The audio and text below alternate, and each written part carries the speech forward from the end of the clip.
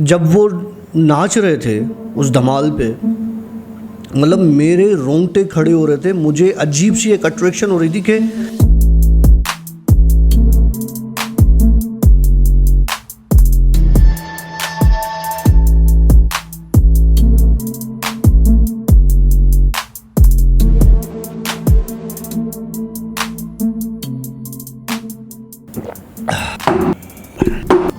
Alright friends, अस्सलाम वालेकुम, welcome to yet another आशी डे व्लॉग्स। और आशी डे व्लॉग्स के अब डेली जिन स्टोरीज के साथ मैं हूं आशी, और हमारे साथ मौजूद हैं डॉक्टर काशिफ।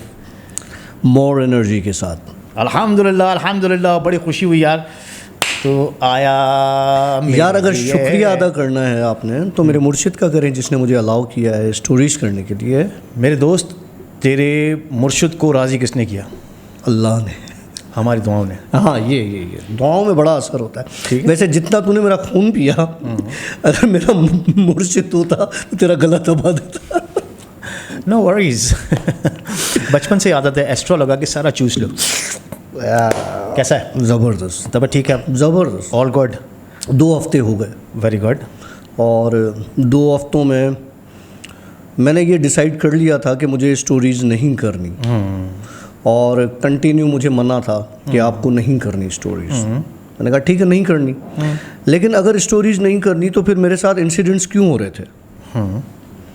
तो मेरे मुर्शिद का कहना ये था कि वो तुम्हारे पास इसलिए फ्रिक्वेंटली आ रहे हैं, इसलिए सब हो रहा है कि तुम उनको डिस्कस करो। ओके, मतलब आपने पत्ते उल्टे फेंक दिए। हाँ।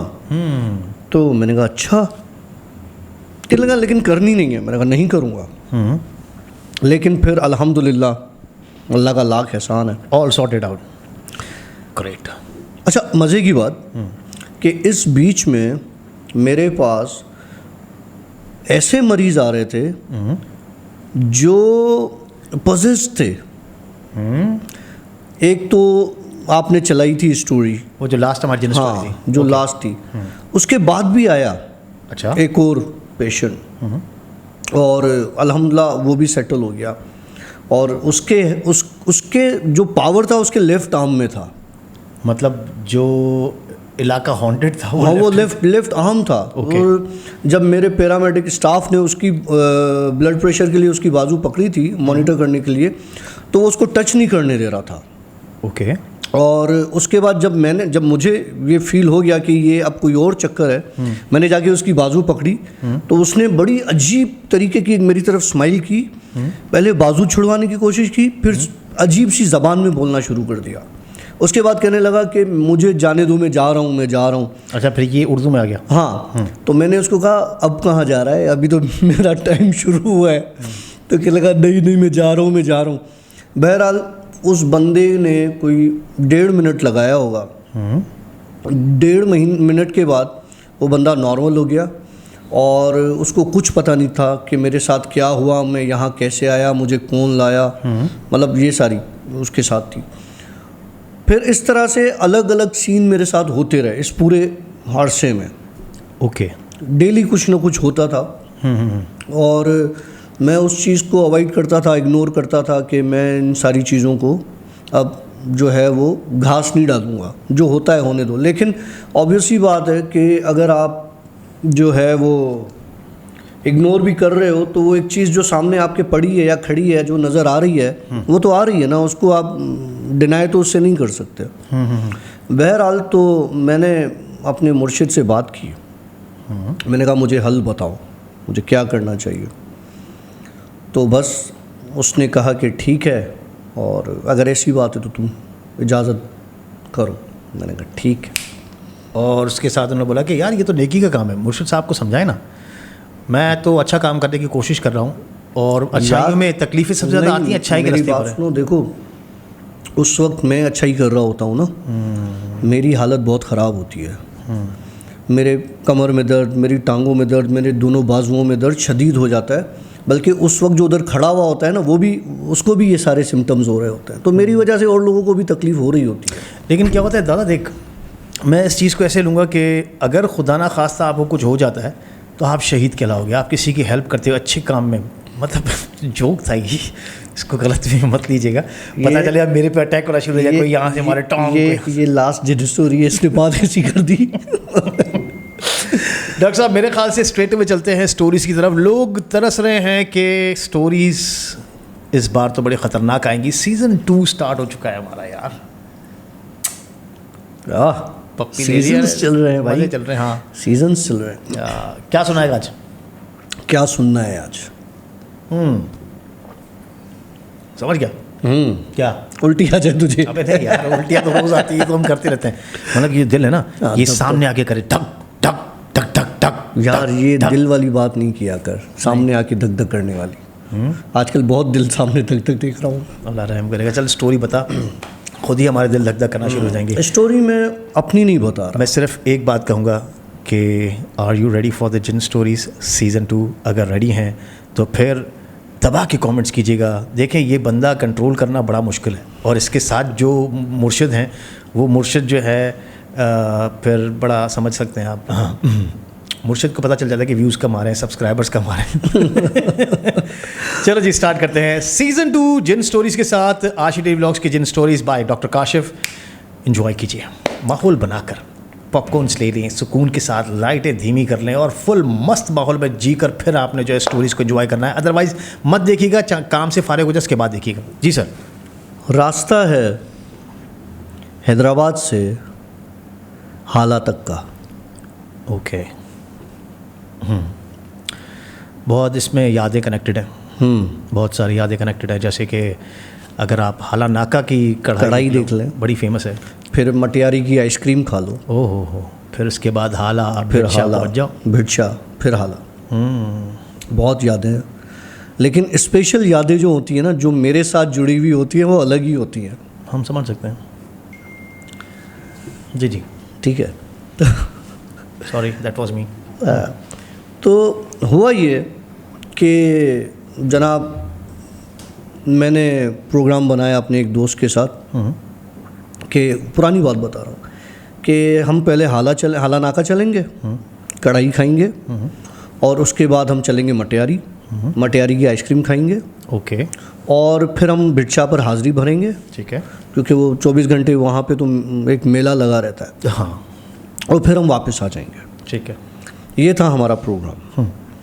तो हम यहाँ से निकले रात के तकरीबन कोई 8:30-9 बजे कि पहले हम चल के कढ़ाई खाते हैं।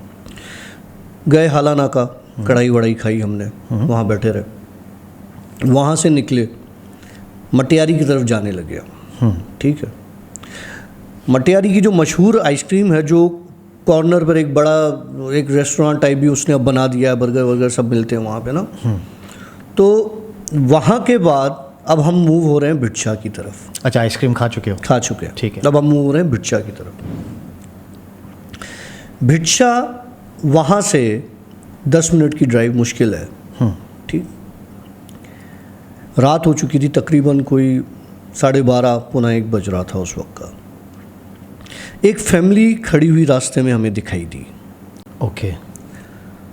हस्बैंड था, औरत थी, और 3 बच्चे थे। साइड में एक गाड़ी ख़राब खड़ी हुई थी। तो मैंने रोक ली, क्योंकि टाइम ऐसा हो रहा था।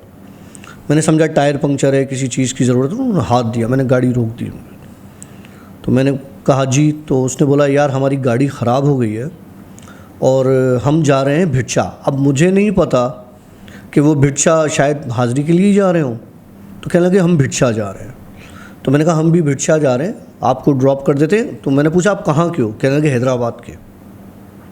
मैंने कहा ठीक है, तो आप गाड़ी यहाँ पे लॉक कर दो, वापसी में हमारे साथ ही चले चलना, सुबह में आके अपनी गाड़ी बनवा देना। ठीक हो गया। तो कहने लगा ठीक है, क्योंकि फैमिली थी, बच्चे थे। बहरहाल हम दोनों दोस्त आगे बैठे, उनको पीछे बिठाया, हम भिड़शा के लिए रवाना हो गए। अब उनकी जिस ज़बान में वो बात कर रहे थे मुझसे, तो उन्होंने बात की सिंधी में। अब आपस में जो वो ज़बान इस्तेमाल कर रहे थे, वो ना सिंधी थी, ना उर्दू थी, ना पंजाबी। मतलब वो ज़बान मैंने पहले कभी नहीं सुनी थी। मुझे ऐसा फील हो रहा था जैसे बच्चे आपस में मजाक मस्तियाँ कर रहे हो ना, इस तरह की उनकी एक ज़बान थी। बहरहाल मैंने उस बंदे से पूछा, मैंने कहा ये कौन सी ज़बान है? तो उसने कहा यार तुम्हें समझ में नहीं आएगी, हमारी अलग ही ज़बान है। अच्छा, मुझे उस वक्त भी ये बात समझ में उसकी नहीं आई। नॉर्मल इंसान ही थे, कपड़े वपड़े पहने हुए थे नॉर्मल इंसानों की तरह। हम पहुँचे भिट शाह पर, उस वक्त तक सब नॉर्मल था, क्योंकि इन्होंने मेरे साथ वापस आना था, ठीक है। हाज़िरी भरी, वहाँ पर हो रही थी धमाल। ओके। अच्छा, गालिबन जुमेरात के दिन होती है धमाल। हाँ, मेरे साथ सारे सीन उसी जुमेरात को ही होते हैं। अगेन जुमेरात, यस। तो हुआ ये कि उसकी बीवी, वो बंदा और उसके 3 बच्चे, उन्होंने धमाल डालना शुरू कर दी। नहीं कर, औरत भी। अब मुझे समझ में नहीं आ रहा कि मतलब एक नॉर्मल फैमिली है, उस धमाल में वो इतने मगन हैं। लिटरली आशी, जब वो नाच रहे थे उस धमाल पे, मतलब मेरे रोंगटे खड़े हो रहे थे। मुझे अजीब सी एक अट्रैक्शन हो रही थी कि मैं भी इनके साथ खड़ा हो जाऊं, लेकिन कंट्रोल था। उनको देखा। अब मेरा दोस्त बोले यार तूने कहाँ फंसा दिया भाई, ठीक है नेकी एक हद तक अच्छी लगती है, अब इनको हम ये पता नहीं कब फारे होंगे और हम घर चलेंगे। मैंने कहा यार अब बोल दिया है तो इनका इंतज़ार करते हैं। बहरहाल इनकी वो धमाल 2.5 घंटे चली। 2.5 घंटे ये नाचते रहे विदाउट एनी ब्रेक, और इनके जिस्म पर एक पसीना नहीं था। फुल मगन। जब ये धमाल उन्होंने बंद किए, उसके बाद ये रुके हैं। इन्होंने ना पानी पिया है ना कुछ और। मुझे आके कहने लगे काशिफ साहब चलें। तेरा नाम बताया था तूने उनको? नहीं, ये मुझे याद भी नहीं था कि शायद मैंने इनको बताया या नहीं बताया, क्योंकि इनके साथ जो मेरी बात हुई थी वो हार्डली 10 मिनट में कोई ख़ास बात नहीं हुई थी। हाँ, मटियारी से। हाँ। और मैंने नाम भी नहीं बताया था, लेकिन उस वक्त मुझे ये फील हुआ कि मैंने नाम इस बंदे को बताया होगा, तो इसने काशिफ, मेरे दिमाग में वो बात नहीं आई। लेकिन जो मेरा दोस्त था उसके लिए वो गया उधर पानी वानी के लिए, तो मुझे उस औरत ने बोला कि जुनेद भाई किधर है। जब उस औरत ने बोला ना कि जुनेद भाई किधर है, तब मैंने बोला यार उस बंदे ने, मेरे दोस्त ने तो इनसे कोई बात ही नहीं की, तो इसको कैसे नाम पता चला इसका। बहरहाल मैंने कहा चलें।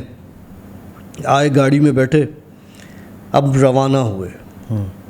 ठीक है, रास्ता वही पकड़ा उस साइड वाला। जहाँ पे इनकी गाड़ी ख़राब हुई थी वहाँ गाड़ी मौजूद नहीं थी। Oh my God, oh my God. अब मैंने उस बंदे से बोला, मैंने कहा यार यहाँ आपकी गाड़ी खड़ी थी? कहने लगा नहीं, यहाँ तो नहीं खड़ी थी। मैंने कहा यार यहाँ आपकी गाड़ी ख़राब हुई थी ना, आपकी गाड़ी। बोला नहीं नहीं, वो तो थोड़ा आगे है। मैंने कहा अच्छा, शायद मुझे गलती हो रही हो। सब नॉर्मल थे इंसानों की तरह। आगे आए, ये जो वो है ना जहाँ पे हमने चाय पी थी, याद है तुम्हें? लास्ट टाइम तुम वो ठीक हो गया, वो कच्ची टाइप की जो जगह थी। हाँ, जहाँ से हमने चाय पी थी, वो एरिया हमने क्रॉस किया तो उस बंदे ने बोला रुको रुको, मेरी गाड़ी यहाँ ख़राब हुई थी। मैंने कहा मटियारी क्रॉस करके इसकी गाड़ी थी, ये तो हैदराबाद आ गया। मैंने गाड़ी नहीं, आप जब जा रहे थे आपने मटियारी की आइसक्रीम खा ली थी, उसके बाद इनको रिसीव पिक किया था ना। ठीक है ना। हाँ, तो अभी आप वापसी आते हुए मटियारी वो क्रॉस हो गया ना, जहाँ पे मैंने इसको बोला कि तुम्हारी गाड़ी यहाँ ख़राब थी, कहाँ है? मतलब अब आप मटियारी भी क्रॉस हैदराबाद आ गए, हैदराबाद तक पहुँच गए। मज़े का किस्सा सुनाता हूँ ना। कहने लगा नहीं, हमारी गाड़ी यहाँ ख़राब नहीं हुई थी, आगे ख़राब हुई थी। जहाँ पे हमने वो बड़ा पेट्रोल पंप है, हमने जहाँ पे चाय पी थी, वहाँ से आगे आके हमने मोड़ दिया राजपूताना हॉस्पिटल, जहाँ पे वो पानी जमा है। बिल्कुल है, जहाँ पर एक वो मज़ार भी बनी हुई है। हाँ। वहाँ आए, मुझे बोला इस मज़ार पे चलो। उस वक्त सुबह के 4:30 बज रहे थे। मैंने कहा मज़ार पर चलो? बोला चलो तुम्हें मज़ार के रंग दिखाते हैं। जुनेद ने बोला यार काशिफ जान छोड़ा भाई, कहाँ फंस गए। उसे तो पता नहीं चल रहा था, मैं समझ गया था किस्सा के अब सीन क्या है। मैंने गाड़ी डिप्लाई कॉलोनी में मोड़ दी, ठीक है, उस मज़ार के पास जाके गाड़ी खड़ी कर दी। उस आदमी ने बोला मुझे कि आ जाओ मैं तुम्हें मज़ार घुमाता हूँ। मैं उस मज़ार पे पहले कभी नहीं गया था, ठीक है, कि मुझे उस मज़ार पे ले गए। वहाँ पर उस वक्त धमाल हो रही थी।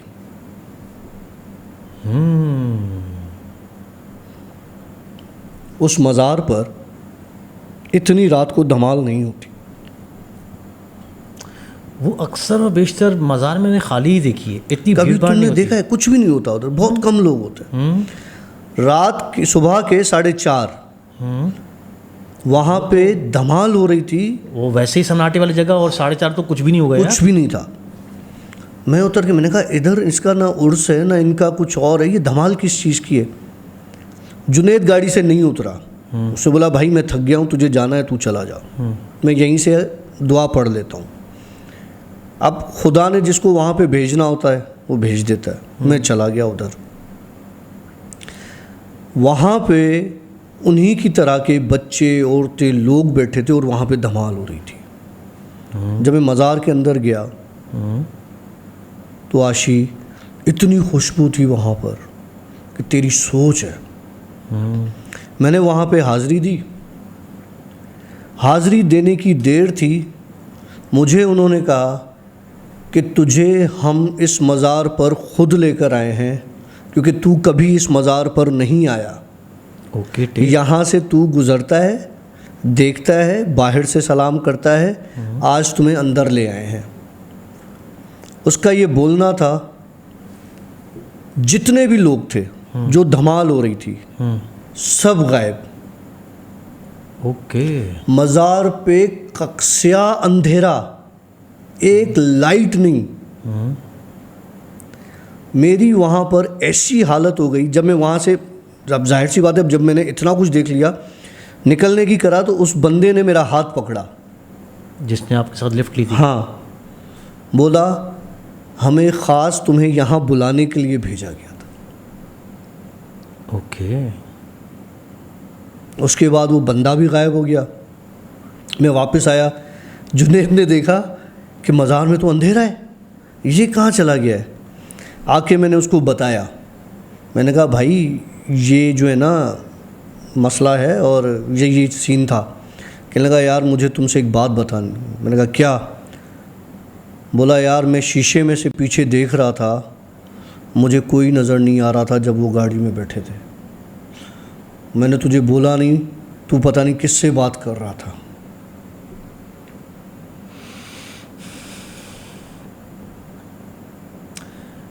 यकीन मानेगा, मेरा भी जो नेक्स्ट सवाल आने वाला था वो यही सवाल था कि मखलूक तुझे नज़र आती है, तो क्या जुनेद को मखलूक नज़र आ रही थी? जुनेद समझ गया था।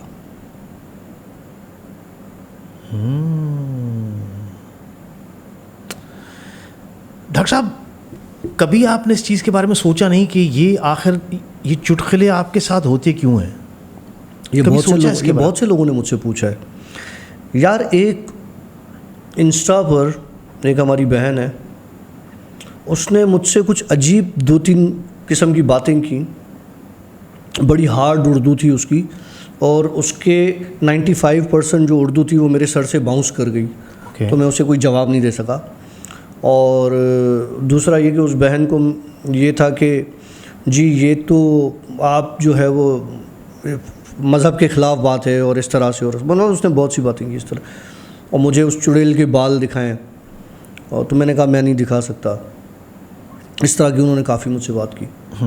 बहरहाल मैंने फिर उनको सिर्फ इतना कहा कि यार आपका इल्म मुझसे ज़्यादा मुझे खुद से ज़्यादा लग रहा है, मेरे पास कोई इल्म नहीं है। मुझे चीज़ें नज़र आती हैं, मेरे पास कोई इल्म नहीं है, ठीक है। तो आप मुझे बताएं कि मेरे साथ क्या मसले हैं। तो उनके बाद उसके कोई मैसेज नहीं आया कि मेरे साथ क्या मसले हैं। मुझे खुद नहीं पता, किसी और को क्या पता होगा कि क्या मसला है। लेकिन और वैसे भी आपके साथ जो चीज़ है, मेरे साथ कोई चीज़ नहीं है यार। वो हमारे जो इंडिया के सब्सक्राइबर थे, एक भी सब्सक्राइबर हैं अल्हम्दुलिल्लाह, गोदरा साहब, हाँ वो तो कह रहे थे कि आपके साथ जो मखलूक है उसने तो आपकी तरफ भटकने भी नहीं दिया।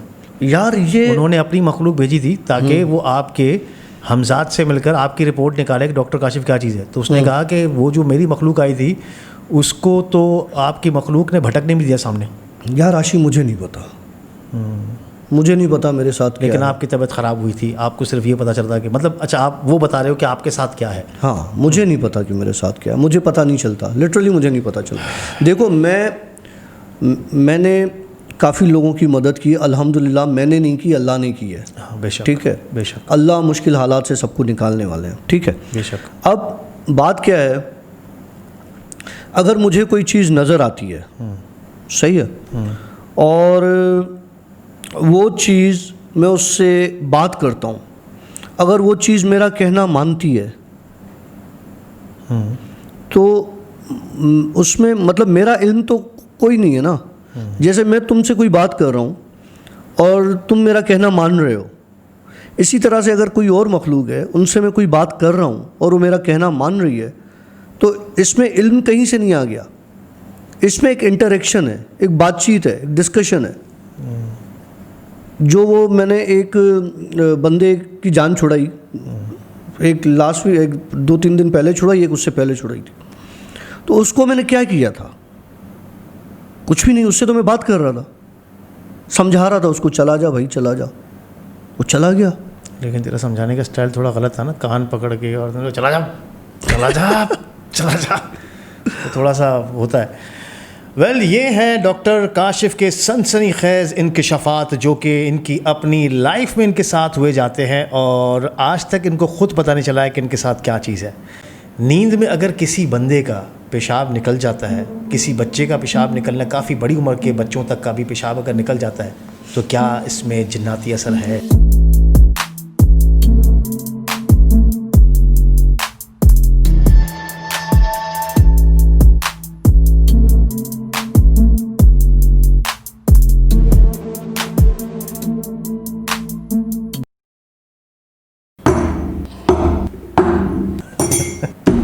ऑलराइट फ्रेंड्स, अस्सलाम वालेकुम, वेलकम टू येट अनदर आशी डेली व्लॉग्स और डेली जिन स्टोरीज के साथ मैं हूं आशी और हमारे डॉक्टर पुरस्कार डॉक्टर काशिफ। सर कैसे हैं आप? यार मैं पुरस्कार नहीं हूँ भाई, नॉर्मल इंसान हूँ। क्यों मुझे तुम लोग इतना वो करते हो यार? डॉक्टर तो है ना? हाँ डॉक्टर, मैंने कहा डिग्री पुरस्कार है। डॉक्टर। हाँ तो पुरस्कार डॉक्टर क्या? मुझे थोड़ा शक होता है ना कि डॉक्टर तू है भी या नहीं है यार। चल कैसा है डॉक्टर? ज़बरदस्त, तब ठीक है, सब सेट चला? ओके। वेल आज फिर हम हाजिर हैं आपकी रातों को मस्त करने के लिए। मतलब अक्सर लोगों को आदत सी पड़ गई है कि डॉक्टर काशिफ की स्टोरी मस्त कैसे करेंगे रातों को यार? नहीं, रातों को मस्त इस तरह करेंगे कि स्टोरी सुनेंगे और मस्त होकर सो जाएंगे। यार मेरी स्टोरीज अगर मस्त होती ना तो तुम्हारे अभी सब्सक्राइबर्स कोई मिलियंस में होते, एवरेज है। ठीक है, देख, एक होता है कि तूने ये जैसे ये है ना, ये तूने उठाया मार दिया, ठीक है, तूने जो काम किया ना वो क्या, ये मारा भी है, फिर नमक तूने भरा है और यूं करके तूने मसल भी दिया है। वो चीज़ नहीं करो ना यार जिससे आदमी के अंदर बंदर सब जल जाए। तो क्यों यार, एक बात सुनो, तड़पा के नहीं मारो ना यार। अच्छा, सीधा समझते हैं कि तकलीफ है, सब्सक्राइबर्स नहीं आते हैं, हमारा रीच यूट्यूब पर नहीं होता है। I don't know what is the reason. दूसरों का कंटेंट भी हमारे सामने है। खैर, हर किसी को अल्लाह उसके हिसाब से देता है बेशक, लेकिन बंदा यार मेहनत कर रहा है और आप लोग सब एंजॉय भी करते हैं। तो सीज़न 2 की स्टोरीज़ के साथ मेरे ख्याल से अभी डॉक्टर काशिफ वैसे माशाल्लाह जो है वो अच्छा हो गया। ये 2 हफ्ते मेरे बड़े अच्छे गुजरे। सुकून किया ना तूने? सुकून किया ना? जी हाँ जी, सुकून फिर भी हराम है भाई का। डॉक्टर साहब क्या स्टोरी सुनाने जा रहे हो? और मैं उम्मीद करता हूँ कि वो मैं पहले भी कह चुका हूँ ये बात, जिस तरह बचपन में हम लोग वो नहीं छोटे छोटे से वो 10 रुपए की 5 रुपए की स्टोरीज आती थी, उम्र यार की कहानियाँ, और वो कौन सी एक थी, कौन सा भूत था एक, वो था। खैर इस तरह की अलग अलग सी स्टोरीज आती थी, उर्दू में मिलती थी हमें नॉवेल्स, एक छोटे छोटे से 10 रुपए के 5 रुपए के, वो हम बड़े शौक से सुनते थे। तो अभी अगर वो किताबों का दौर होता तो हम काशिफ भाई की वो किताबें छपवाते तो बड़ा फेमस होता वो।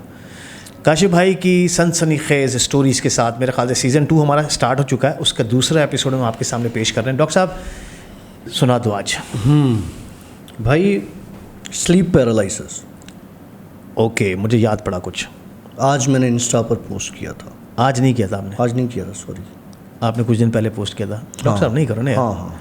सब चीज़ें बस तुम इतना भी भुलक्कड़ नहीं बनो ना यार। ओके। तो काफ़ी लोगों का सवाल था कि स्लीप पैरालिसिस पर बात करें। ठीक हो गया। अलकबूस एक जिन है जो आपकी नींदें हराम करता है। ओह माय गॉड, ये जो मतलब वही किस्सा बता रहे हो कि वो जब नींद में आदमी सुन पड़ जाता है। बिल्कुल वही चीज़। आप आवाज़ भी नहीं निकाल सकते हो। बिल्कुल। और वो आपके ऊपर हावी हुआ होता है। बिल्कुल। वेल, मैं आपको स्टोरी शुरू करने से पहले आपको बता दूं कि अक्सर लोग हमसे पूछा करते हैं कि डॉक्टर काशिफ से कांटेक्ट कैसे किया जाए। भाई देखें, आलिम नहीं है, आपको दुआएं कुछ बता देंगे, आप वो पढ़ें और इंशाल्लाह ताला आपका मसला हल हो जाएगा।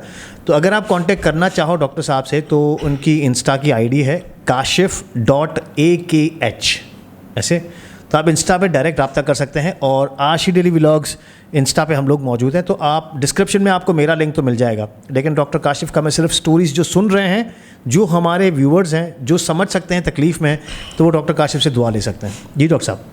यार दुआ आप किसी से भी ले सकते हैं, मुझसे, आशी से, किसी से भी, क्योंकि हमेशा यही कहा जाता है कि दुआ किसी और से करवाओ अगर अपने लिए करवानी है तो। और आप दूसरों के लिए दुआ करें और उनके सदके फिर अपने लिए मांगें। बिल्कुल ऐसे ही है। भाई स्लीप पैरालिसिस साइंस कहती है, हमारा मज़हब कहता है अलकबूस, अच्छा जिन। ओके। अच्छा, ये स्लीप पैरालिसिस जो है ये मेडिकल लैंग्वेज में भी जी ओके है? जी हाँ ठीक है। क्योंकि अच्छा, क्योंकि ये जिन्नात की जो कहानियाँ होती हैं उसको साइंस तस्लीम नहीं करती, लेकिन अब करने लगी है ना। क्योंकि देखो, जब साइंस को इतनी सारे निशानियाँ मिल गई हैं ना कि यार ऐसी हैं, तो ऐसी हैं चीज़ें। भाई आप इनकी हॉरर मूवीज़ देख लो, क्यों बनाते हैं? ये रियल इंसिडेंट से लेके बनाते हैं।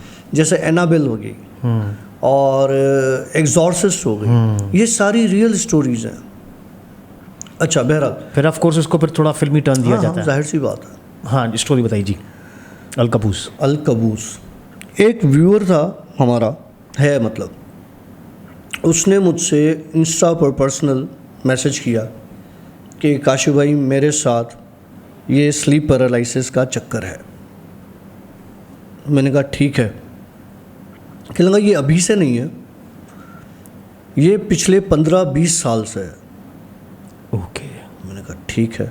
कहने लगा कि 15-20 साल से ये जो मेरे साथ चक्कर चल रहा है, उसमें होता ये है कि अक्सर रात को हफ्ते में एक बार, 15 दिन में एक बार मेरे साथ ये होता है कि मेरा गला घुटता है, मेरा सीना भारी होता है, मेरे सीने पे कोई चढ़ के बैठता है और मैं उसको हटा नहीं सकता। मेरी आवाज़ नहीं निकलती, मुझे लगता है मैं मर जाऊंगा। लेकिन जब मुझे ऐसा फील होने लगता है कि मैं मरने वाला हूँ तो मेरा गला छूट जाता है, मेरी आँख खुल जाती है और मैं उठ के बैठ जाता हूँ डर से। मैंने डॉक्टर्स को दिखाया है, वो कहते हैं यार ये स्लीप पैरालिसिस है, तुम डिप्रेशन में हो, तुम ये है, तुम वो हो, और इस तरह की चीज़ है। बीइंग अ डॉक्टर मैं ये मानता हूँ कि ये एक डिज़ीज़ है, ठीक है, जो ज़्यादा सोचने से, डिप्रेशन से, एंजाइटी से होती है।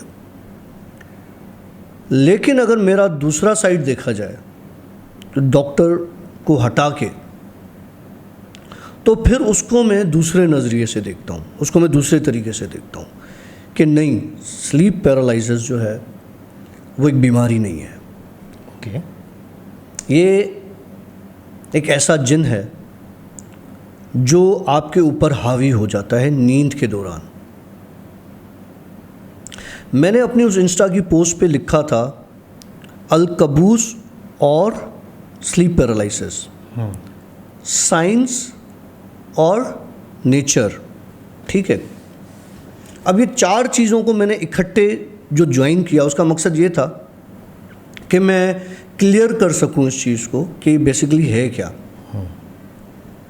अलकबूस जिन्नात की किस्मों में से एक किस्म है। ठीक है। ठीक है, वो किस्म इंसान को नींद में हावी होती है। ठीक है। ठीक है, उसका दम घुटती है, उसको तंग करती है, अपनी डोमिनेंसी दिखाती है ठीक हो गया। कि हम तुमसे ज़्यादा ताकतवर हैं। और ये अक्सर उन लोगों पर आती है जो ज़िंदगी से बेजारी की बातें करते हैं, जो डिप्रेशन में होते हैं। अब ये डिप्रेशन का आना, मेडिकल साइंस कहती है कि ये दिमागी बीमारी है, लेकिन ये दिमागी बीमारी होती नहीं। जिनों का आपस में इंटरेक्शन है। अच्छा। आपका हमजात, उससे ख़तरनाक चीज़ आपके साथ कोई नहीं है।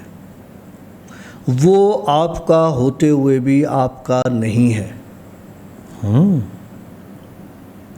अगर वो आपसे बिफर जाए तो आपको तबाह व बर्बाद कर देगा। मतलब अगर आपका वो अपोज दुश्मन हो जाए तो। तुमने देखा है, लोग कहते हैं multiple personality disorder. Yes, multiple personality disorder. Okay. लोगों का मेरे बारे में ये कहना है कि मैं मल्टीपल डिसऑर्डर का हूँ शिकार। होऊंगा, हो सकता है, पॉसिबल है। लेकिन अगर ऐसा है तो तुम्हारे साथ में कब से हूँ? हम तो बचपन से है, काफ़ी टाइम हो गया। मैं अलग अलग जगहों पर जॉब करता हूँ, की है मैंने, कभी किसी को कुछ फील नहीं हुआ। लेकिन ये चीज़ें जब होनी होती हैं तब होती हैं जब मैं अकेला होता हूँ। मतलब डिप्रेशन का टाइम ऐसे? मतलब अकेला होता हूँ, या तो डिप्रेशन, सोच विचार जब भी, मतलब ठीक है, या हमजाद ओके जो मुझसे आके बात करता है। उस दोस्त का कहना ये था, व्यूअर का, कि मेरे पास रात को अक्सर एक ऐसी मखलूक आती है जो आके मेरा गला दबाती है। अच्छा। और 15-20 साल से आपने बताया शायद? कितना टाइम? हाँ, 15-20 साल से मैं अपनी जान छुड़ाने की कोशिश करता हूँ, लेकिन ना मेरे हाथ हिलते हैं, ना मेरे पाँव हिलते हैं, ना मेरी आवाज़ निकलती है। बिल्कुल सुन पड़ जाता हूँ। मैं देख रहा होता हूँ उसको,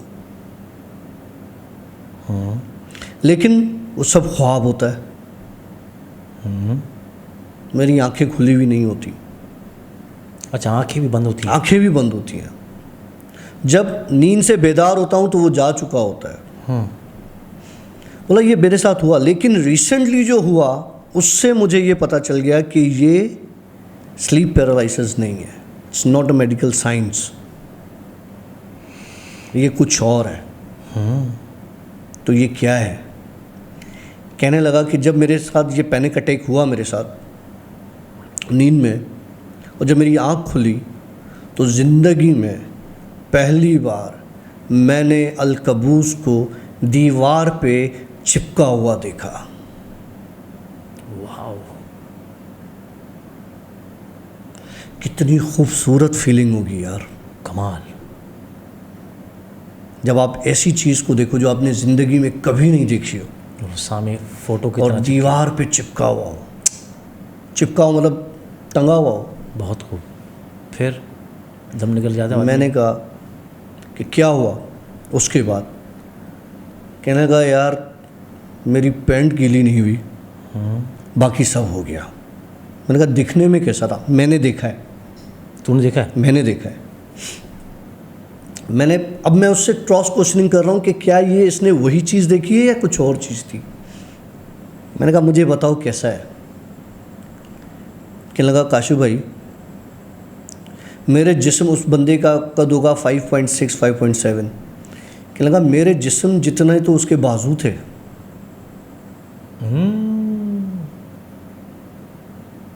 नहीं कर, ये तो ठीक ठाक बड़ा हो गया, कोई 20-25 फुट। जी। और सर उसका बिल्कुल छोटा था।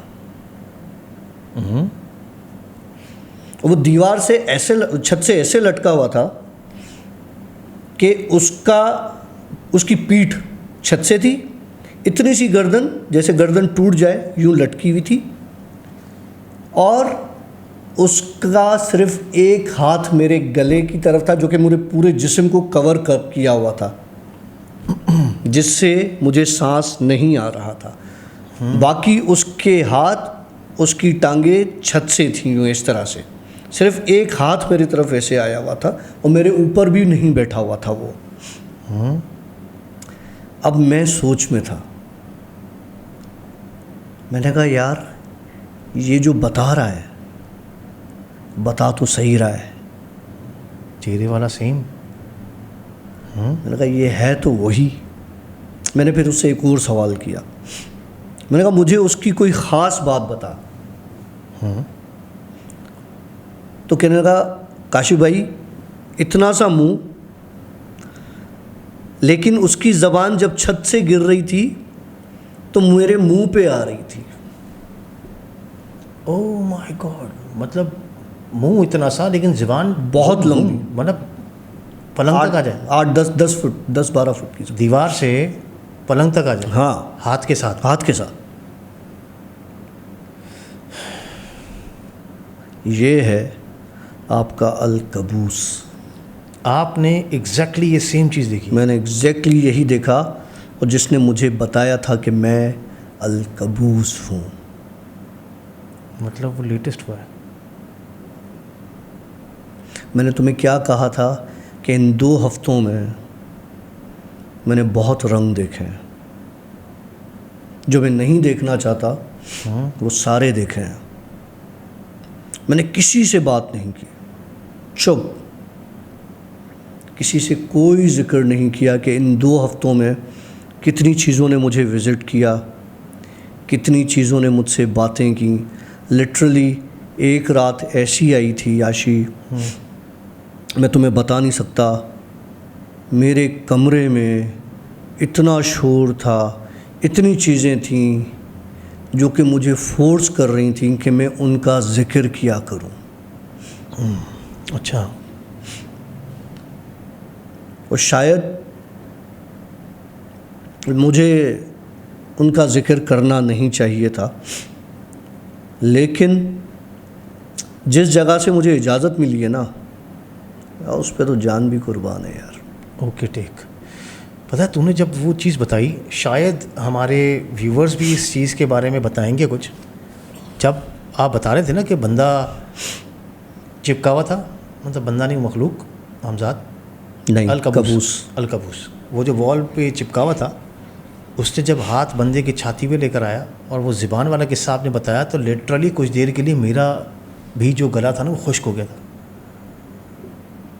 अगर आप में से किसी ने इस तरह की फीलिंग कुछ महसूस की हो तो ज़रूर कमेंट कीजिएगा। अच्छा फिर क्या हुआ भाई? अलकबूस के बारे में तू अपनी स्टोरी बता ना यार, क्या हुआ तेरे साथ? मेरे साथ क्या हुआ? हाँ। मेरे साथ ये हुआ कि मैं बहुत परेशान था और नींद नहीं आ रही थी मुझे। और फिर मैंने उस रात जो है वो एक टैबलेट ले ली थी, और मैंने कहा यार मैं आज टैबलेट खा के सो रहा हूँ। और मैं फिर जल्दी सो गया था, तकरीबन कोई 12:30 बजे। कोई 4 बजे मेरा दम घुटने लगा। मुझे ऐसा फील हुआ कि मेरे हाथ पांव काम नहीं कर रहे।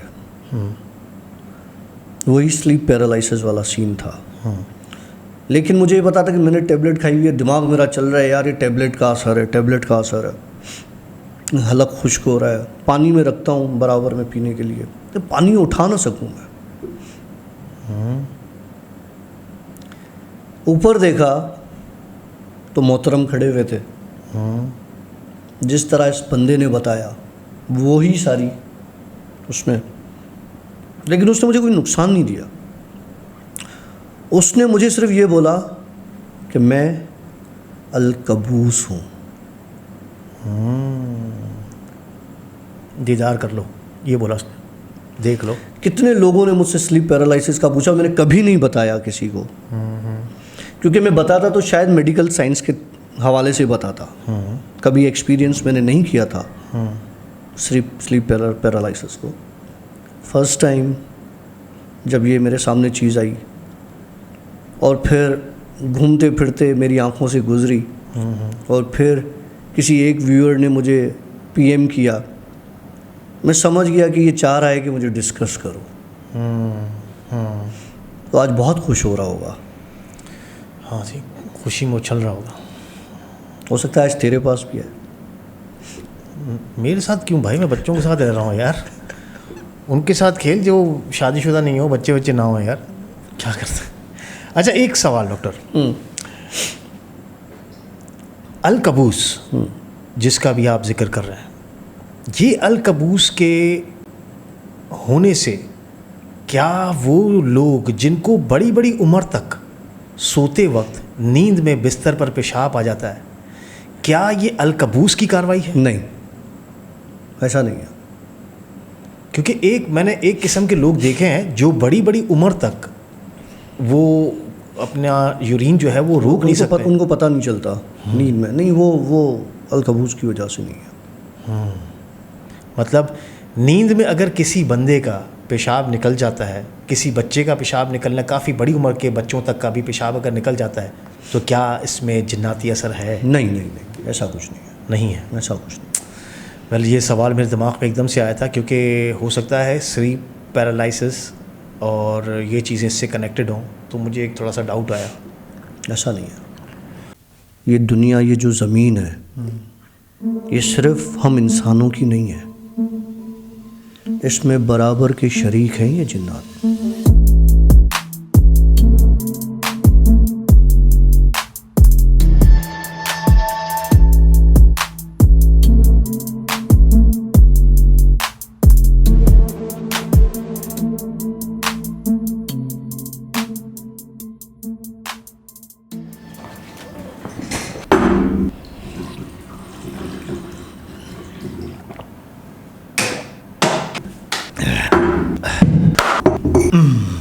Ready? Alright friends, Assalamualaikum. Welcome to Daily Gin Stories. आशी डेली व्लॉग्स जिन स्टोरी, आशी डेली व्लॉग्स जिन स्टोरीज। क्या हो गया अभी, फंबल जा रहे हैं। अस्सलाम वालेकुम डॉक्टर साहिब, हाउ आर यू ब्रदर? ज़बरदस्त। All good. ओह, ताकत आ गई डॉक्टर साहब में, और उम्मीद करते हैं कि डॉक्टर साहब एक से बढ़ के एक अपनी स्टोरी लेकर आए होंगे। लेकिन स्टोरी स्टार्ट करने से पहले, अगर आप लोगों ने अभी तक हमारे चैनल को सब्सक्राइब नहीं किया तो सब्सक्राइब कर लीजिएगा, क्योंकि हो सकता है इस स्टोरी को सुनने के बाद आप इतना हिल जाएं, इतने परेशान हो जाएं कि आखिर में सब्सक्राइब का बटन लगाना भूल जाएं। कमेंट ज़रूर कीजिएगा और वीडियो को लाइक ज़रूर करते हुए चलिएगा। डॉक्टर साहब, क्या सुनाने जा रहे हो? वो सोने नहीं देता। ओके, हमने तो सुना था कि वो सोने नहीं देती आपको। नहीं, वो सोने नहीं देता। कहानी में ट्विस्ट। बिस्मिल्लाह। अक्सर रातों को ऐसा होता है कि जब इंसान सोने की कोशिश करता है तो कोई ऐसी चीज़ होती है, कोई ऐसी सोच होती है जो आपकी नींदें गायब कर देती है। आप चाहते हुए भी नहीं सो सकते। मेरे साथ ये मसले रहे काफ़ी अर्सा पहले, और काफ़ी मसले इस तरह के रहे। मैं इसको नॉर्मल लेता हूँ क्योंकि मेरे साथ चीज़ें नॉर्मल होती हैं, बाकी आप सबके साथ एबनॉर्मल चीज़ें होती हैं। हाँ बिल्कुल, पैदाइश एबनॉर्मल है जी। मैं अक्सर अपनी कंपनी में, जहाँ पहले था मैं, सोने की कोशिश करता था रात को, तो मुझे कोई ऐसी एनर्जी होती थी जो सोने नहीं देती थी। सारी रात मुझे जागना पड़ता था, और जब सुबह काम पर जाता था तो वहाँ पर मेरी हालत ख़राब होती थी। और 2 हफ्ते तक कंटिन्यू, मतलब हार्डली मैं अगर सोता था तो दिन में आके 10 मिनट, 15 मिनट, 20 मिनट की मेरी नींद होती थी डेली की, घंटों की नहीं, 15-20 मिनट की नींद होती थी सारा दिन में, सारे दिन 24 घंटे में डेली की। लेकिन उससे मेरी सेहत पे फ़र्क नहीं पड़ रहा था कि आंखों के नीचे हल्के आ जाएं और बीमार पड़ जाऊं, नहीं, कुछ भी नहीं। फिट होता था, जिम जाता था, गेम करता था, सब कुछ होता था, लेकिन नींद मेरी 15 से 20 मिनट होता क्या था, पहाड़ी इलाका था, सुनसान, इतना बड़ा एरिया कवर हुआ होता था वो टाउनशिप का कि हार्डली 20 से 25 लोग होते थे कोई 100-200 घरों में। बाकी प्लांट होता था जिस तरह वहाँ होते थे और अपने कामों में होते थे। वो रात का ऑपरेशन जो प्लांट का होता था उसी को ऑपरेट कर रहे होते थे, और जो 15-20 लोग होते थे वो सुबह की ड्यूटी के लिए होते थे। 24 आवर्स वो प्लांट चलता था। रात को, ये जिस रात से स्टार्ट हुआ उससे बता रहा हूँ, मैं पूल के पास सैटरडे था और लेटा हुआ था। मैंने आसमान में एक शोला देखा था।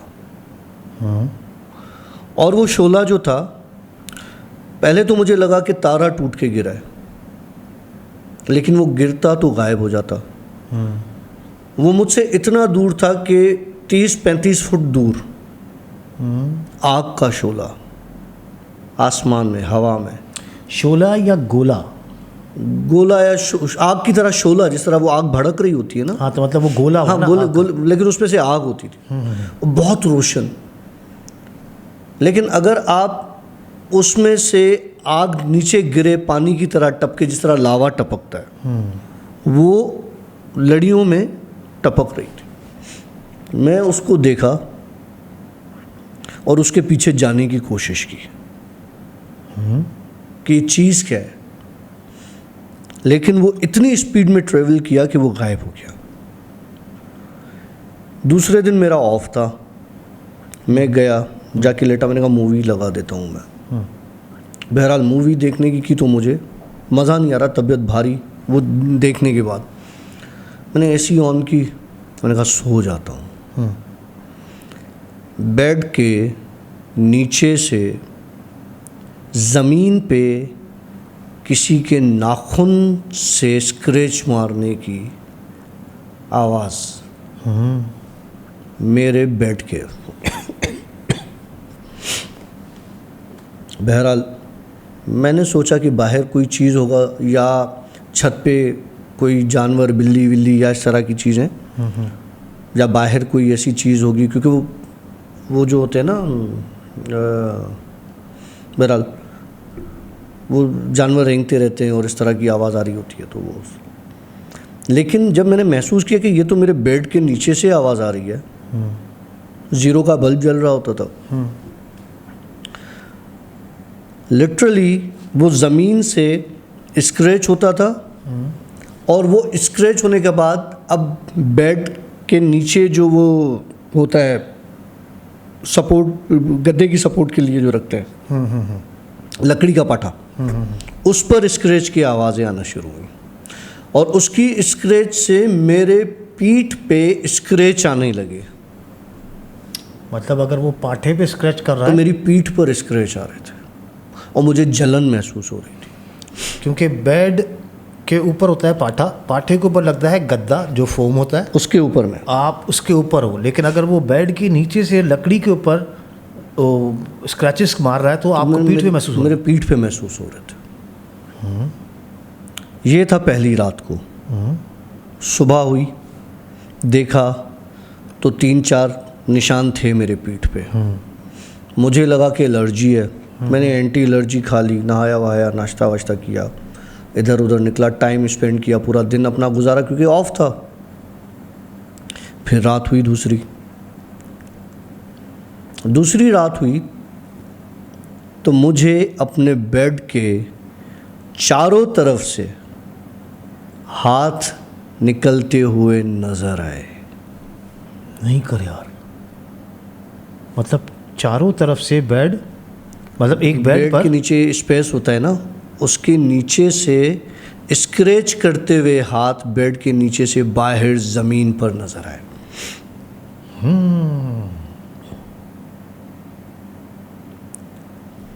काले स्याह हाथ जिनके नाखूनों की लंबाई 1-1 फुट की होगी। मतलब इतने बड़े बड़े नाखून जी।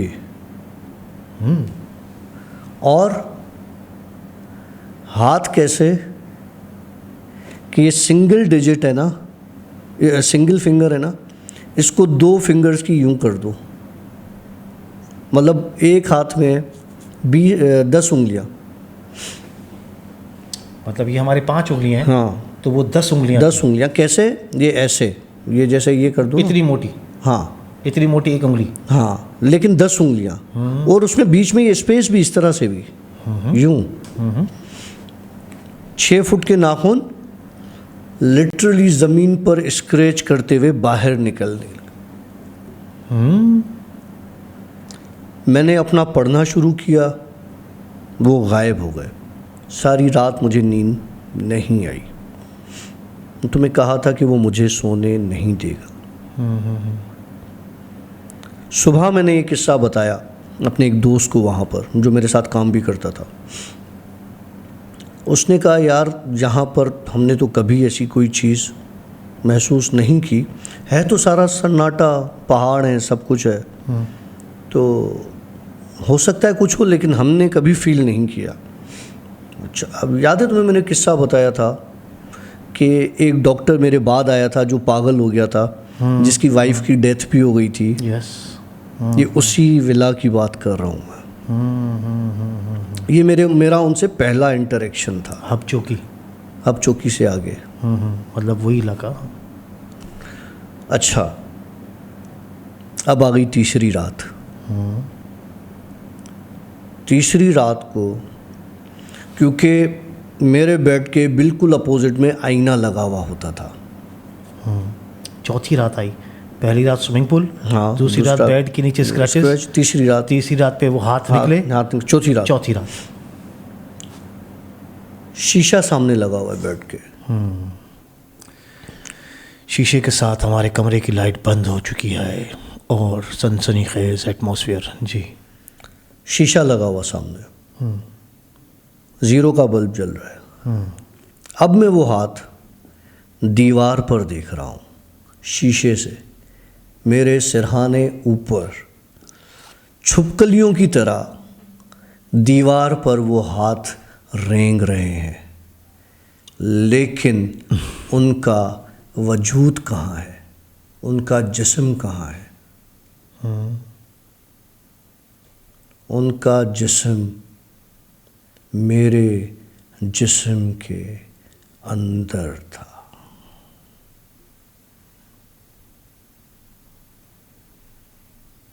नहीं कर।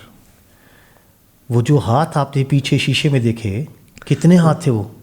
कोई 20-25 हाथ थे। वो 20-25 लोग तेरे अंदर थे। मुझ में से निकल रहे थे वो, क्योंकि शीशे से वो हाथ बेड से दीवार पे रेंग रहे थे, तो बेड पर सिवाय मेरे और कोई नहीं था। ये सीज़न 2 है।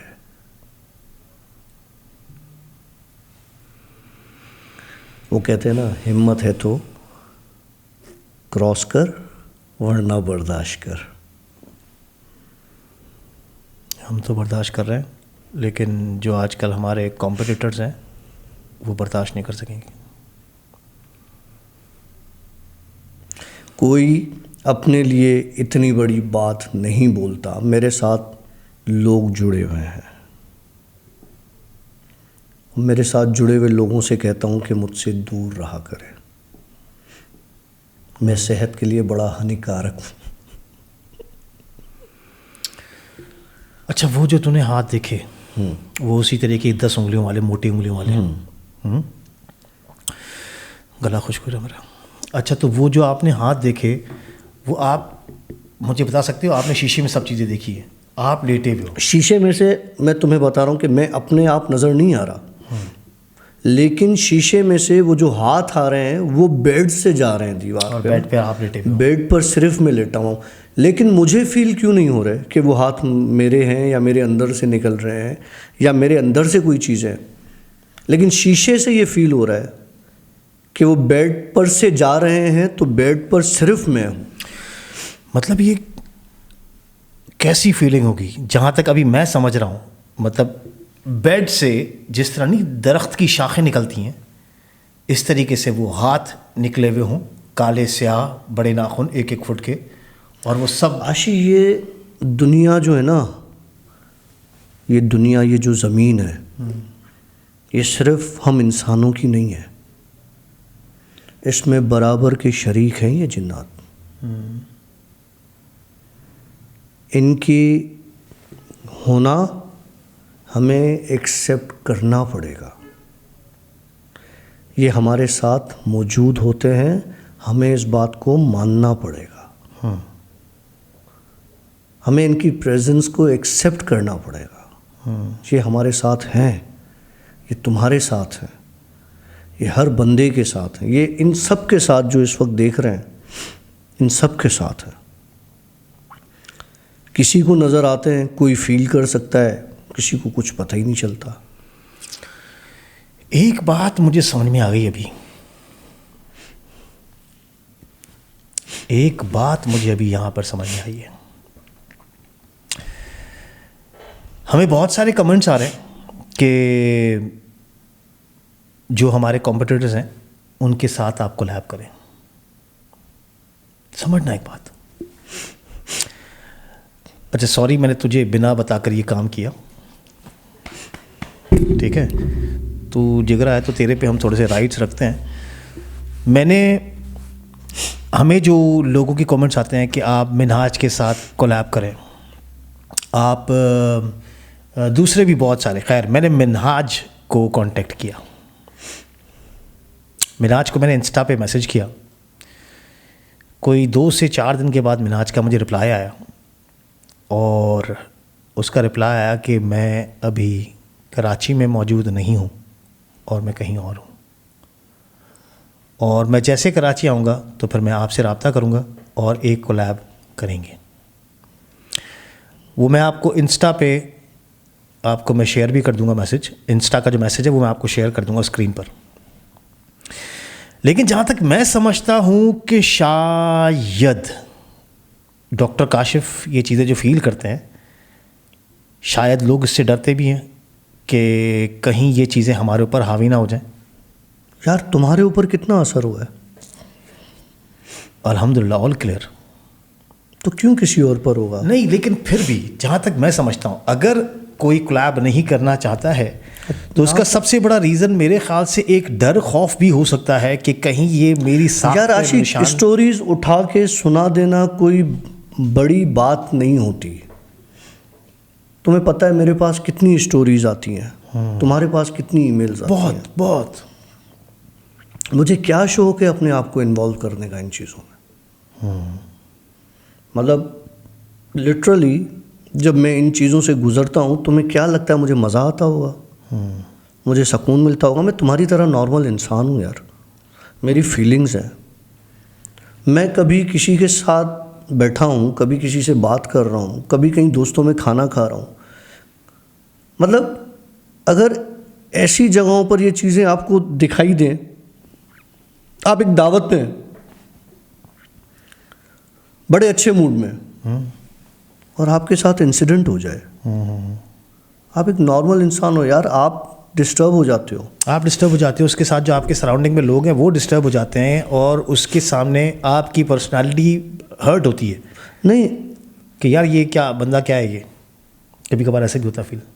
नहीं, डोंट टेक इट नेगेटिव। नहीं मैंने कुछ और देखा। मिनाज तो नहीं आ गया स्टूडियो में? नहीं मैंने कुछ और देखा।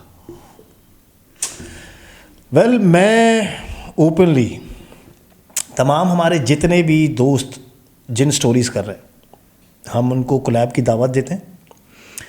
हम किसी से डरते नहीं हैं, लेकिन अगर आपके पास, आपको शायद ख़ुद को अगर डर लगता हो, तो फिर मेरे ख़्याल से जिन स्टोरीज़ करना भी एक बहुत बड़ी ख़तरनाक चीज़ है। अल्हम्दुलिल्लाह मैं आपको एक चीज़ बता दूं कि हमारी ये जो आशी डेली व्लॉग्स है, इसकी इतनी अच्छी मार्केट हुई जा रही है कि हमें देखकर अच्छे खासे बड़े बड़े नाम वाले व्लॉगर्स वो जिन स्टोरीज़ पे आ गए, बड़े बड़े व्लॉगर्स आए मार्केट में। लेकिन इट्स एन ओपन ऑफ़र, अगर कोई कोलैब करना चाहता है तो प्लीज़ इंस्टा पे हमारे साथ कांटेक्ट कीजिए और करते हैं कोलैब। और अगर प्लीज़ जैसे वो शहजाद सुमरू वाला किस्सा हुआ था हमारे दोस्त वाला, हाँ यार, ये देखो इसमें मेरा कोई कसूर नहीं, मैं पहले बोल देता हूँ ना, बता देता हूँ, अपनी सामान की खुद हिफाजत करें। वो हमारे दोस्त हैं शहजाद के पास, हमने जिन स्टोरी करने के लिए हम लोग गए थे, तो अल्लाह रहम के उसके साथ 2-3 इंसिडेंट्स ऐसे हो गए कि हम लोग भी परेशान हो गए कि क्या हो रहा है। उसकी लाइट, उसका बच्चा गिर गया सीढ़ियों से, गाड़ी में आग लग गई, गाड़ी में आग लग गई, खड़ी गाड़ी में। हाँ, और उसकी वो जो लाइट नहीं लाया था 25-30 हज़ार रुपये की, वो बर्स्ट हो गई, जल गई। हाँ। तो मकसद कि ये चीज़ें हो सकती हैं, तो play at your own risk. मैं नहीं डरा रहा किसी को, मैं बहुत मासूम हूँ। हाय हाय हाय, डॉक्टर काशिफ की मासूमियत छलक रही है। वेल, मिलेंगे एक नए व्लॉग के साथ, एक नए पॉडकास्ट के साथ। लेकिन जाने से पहले मैं रिक्वेस्ट करूँगा कि अगर हमारे कुछ दोस्त जो हमें कोलैब के लिए कह रहे हैं, देखें हम आपके लिए अप्रोच कर रहे हैं, लेकिन शायद उनके पास इतना टाइम नहीं है, तो जब टाइम होगा तो वो भी कर लेंगे। मुझे मेरे घर में लोगों के चलने की आवाज़ें आने लगी। Oh my God.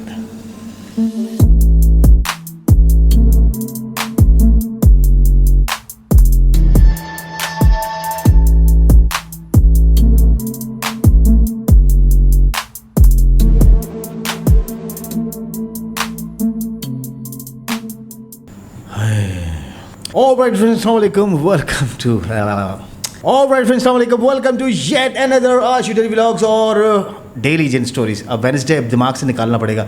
Daily Jin stories के साथ मैं हूँ आशी और हमारे साथ मौजूद है डॉक्टर काशिफ। सर कैसे मिजाज आपके? ज़बरदस्त, तबीयत ठीक है? अल्हम्दुलिल्लाह। तैयार लग रहा है तो बड़ा है? बहुत मेहनत की है। किस चीज़ पर? चेहरे पे।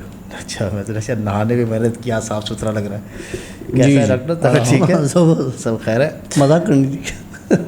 नहीं, हंसना था। अच्छा, हाँ, आप हंस ले लो। आए है। आए।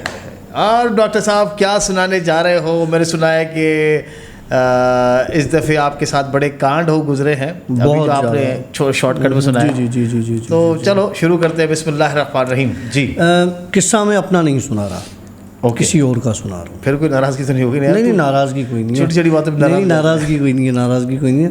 मतलब किससे आहिस्ता आहिस्ता मेरे भी होंगे, दूसरों को भी होंगे, सबके मिल साथ लेके चलना है, सबको साथ लेके। मतलब आप डेली स्टोरीज कर रहे हैं तो मतलब रोज़ एक जाती है ना? हाँ, तो अच्छा बात है कि वादा नहीं तोड़ना चाहिए। ओके। किसी के साथ किया हुआ अहद नहीं तोड़ना चाहिए। ठीक हो गया। चाहे वो किसी के साथ भी हो। अगर आप किसी को अपनी ज़बान देते हो तो उस ज़बान से आपको कभी मुकरना नहीं चाहिए। ठीक हो गया। मुझे कुछ कह रहा है? नहीं, तुम्हें नहीं कह रहा। ये किस्सा है एक ऐसे दोस्त का जिसने वादा किया और मुकर गया। ओके। सीन कुछ ये है कि वो मेरा दोस्त मुझे बताता है कि मैं इंटीरियर अपर सिंध से कराची गया। ओके, मतलब मैं नहीं हूँ, ये कंफर्म हो गया क्योंकि तो मुझे देख के थोड़ा सा मुस्कुरा रहा था। तो नहीं, तुम नहीं हो। अच्छा, तुम नहीं। चलो मैं बच गया। तो कराची गया। पहले यहाँ पर सिंध यूनिवर्सिटी में पढ़ता था वो, फिर जॉब के लिए फिर वो कराची मूव हुआ। अच्छा, कराची में उसने एक जगह पर एक अपार्टमेंट रेंट पर लिया और वहाँ पे 2-4 दोस्त मिलकर रहने लगे शेयर पर।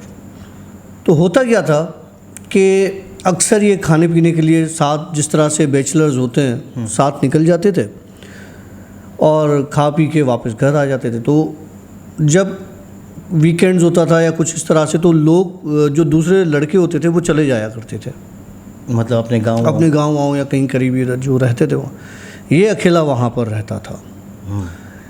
एक बार इसने सोचा कि मैं अकेला ही हूँ और कल संडे तो मैं आज निकल जाता हूँ बीच साइड पर, सी साइड पर, सी व्यू की तरफ। ये जनाब वहाँ पर बाइक निकाली और वहाँ पर मैं निकल गया। अच्छा, फिर बताता है कि मैं वहाँ पर जाके तकरीबन कोई आधा घंटा 1 घंटा बैठा रहा, लोगों को देखता रहा, फैमिलीज थी, आना जाना लगा रहा। मतलब समंदर किनारे पे जाके बैठा रहा। ठीक है। कुछ लेके खा लिया, लेकिन अब कहने लगा मुझे अब होने लगा कि बेजारी हो रही है, मुझे उठना चाहिए। तो कहने लगा इतनी देर में मेरे पास एक फ़कीर आया। उस फ़कीर ने मुझसे मांगा पैसे वैसे या कुछ मांगा, तो इसने उसको पहले ऐसे ही डांट दिया, जाओ भाई जाओ, माफ़ कर भाई, जो जिस तरह से करते हैं।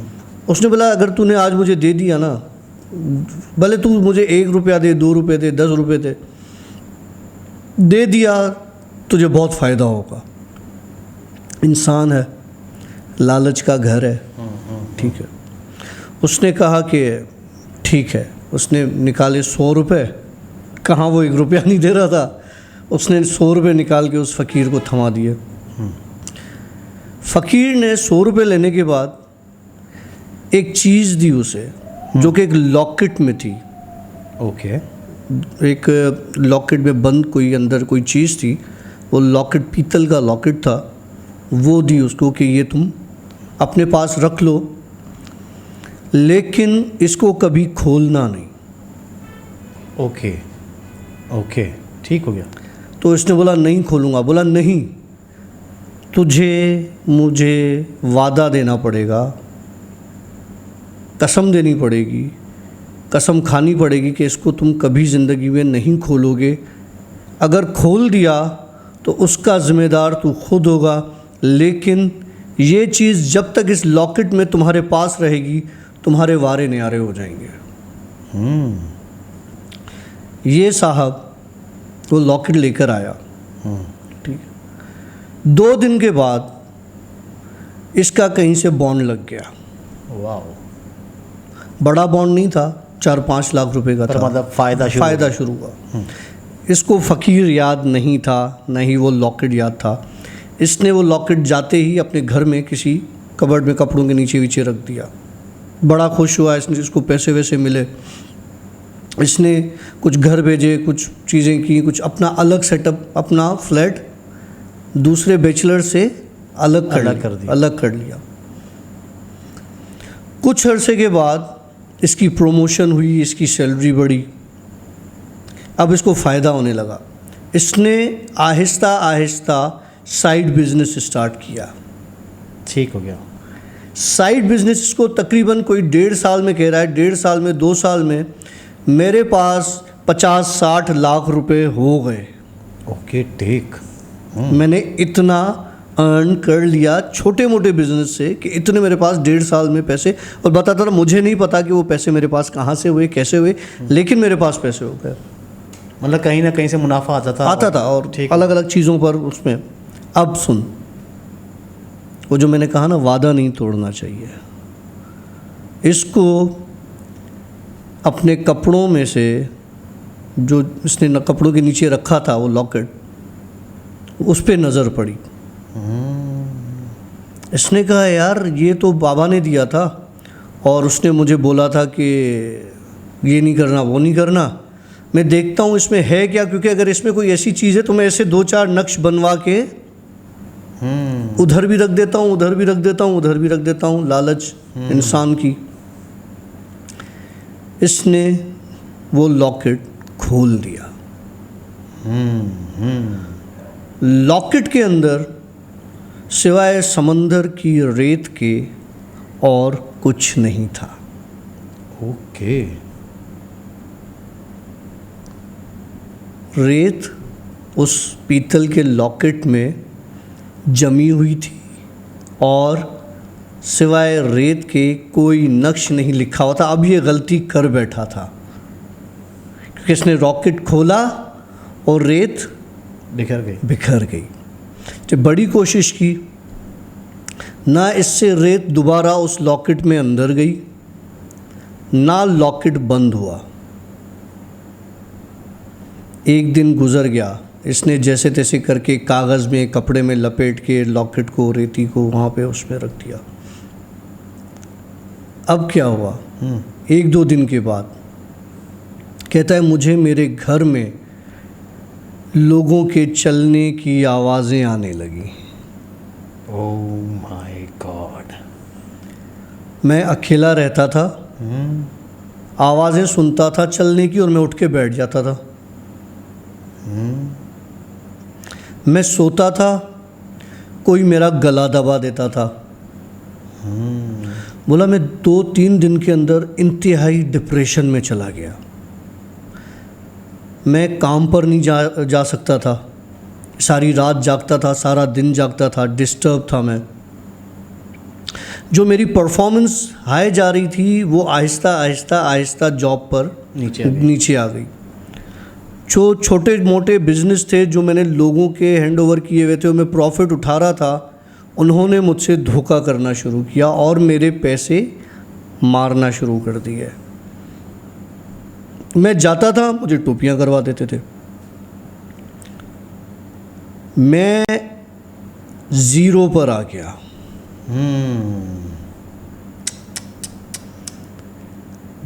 फिर उसने सोचा कि शायद मुझे वो फ़कीर मिल जाए, मैं जाके माफ़ी कर लूँ। जो भी है वादा था, जो भी हुआ टूट गया। इसने सोचा कि मैं कल रात को जाऊंगा समंदर पर, उसी जगह पर।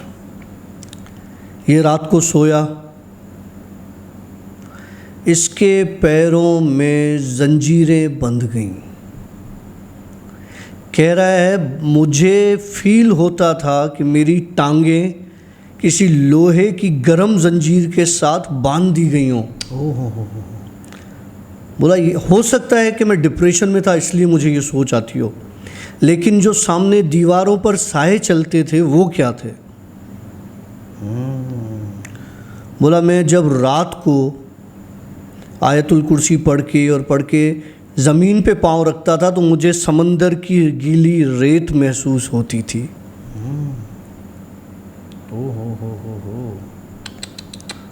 उसके बाद ये गया दूसरे दिन समंदर पे कि शायद वो बाबा मिल जाए। वो पता नहीं क्या मखलूक थी, क्या चीज़ थी। वो जाके बैठा उधर। उसके बाद वो बाबा उससे मिला, फ़कीर उससे मिलाकर ओके टेक। कहने लगा मुझे पैसे दे तो मैं तुझे कुछ दूंगा।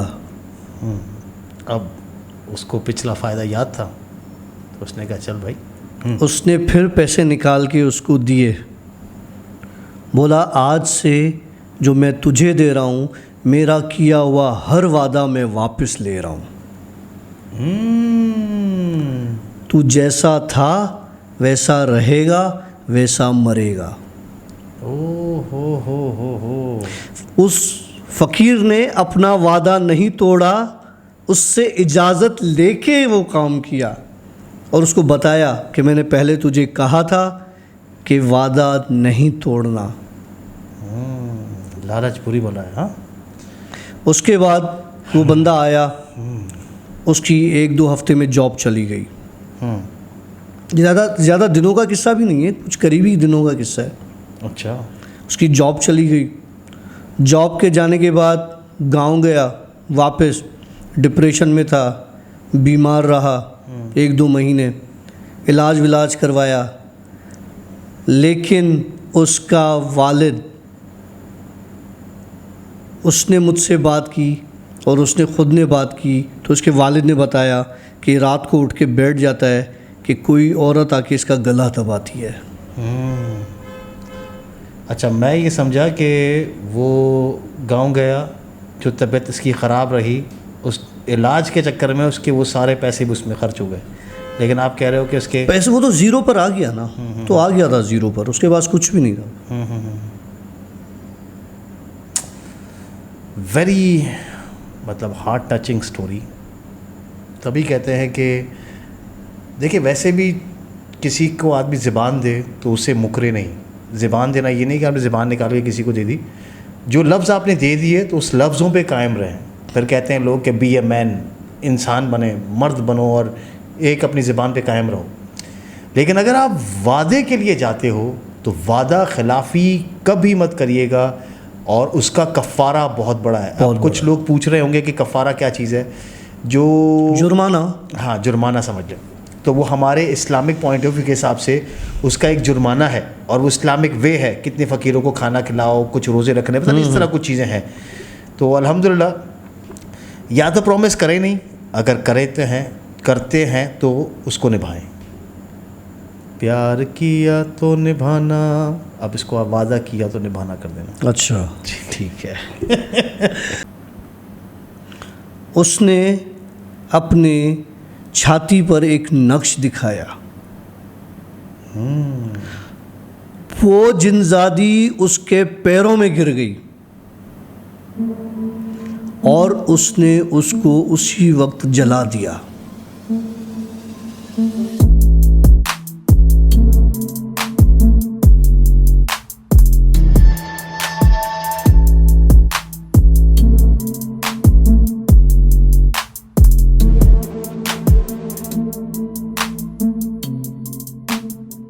ओके